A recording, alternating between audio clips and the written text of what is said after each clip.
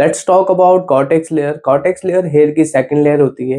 ये मिलकर बनती है फाइबर प्रोटीन्स, अमीनो एसिड्स और पॉलीपेप्टाइड चेन से।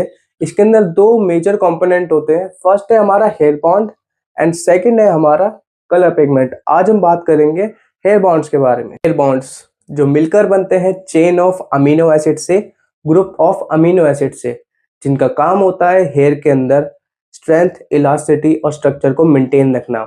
फॉर एग्जाम्पल, जब एक बिल्डिंग फॉर्म होती है तो उसके अंदर उसकी स्ट्रेंथ, स्ट्रक्चर को मेंटेन रखने के लिए ब्रिक्स और पिलर्स का बहुत इंपॉर्टेंट रोल होता है।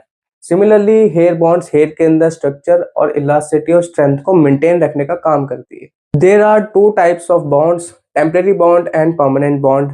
टेम्परेरी बॉन्ड के अंदर आते हैं दो bonds, hydrogen bond and salt bond. Salt bond को हम आयोनिक बॉन्ड भी कहते हैं। हाइड्रोजन बॉन्ड कोबाल्ट, हाइड्रोजन और नाइट्रोजन का एक बॉन्ड होता है।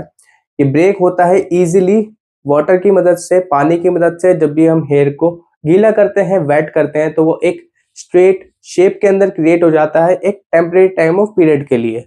सॉल्ट बॉन्ड, आयोनिक बॉन्ड, ये कार्बोक्सिलिक ग्रुप और अमीनो ग्रुप का होता है। इसके अंदर नेगेटिव और पॉजिटिव साइन, ये इजीली ब्रेक हो जाता है हीट की मदद से।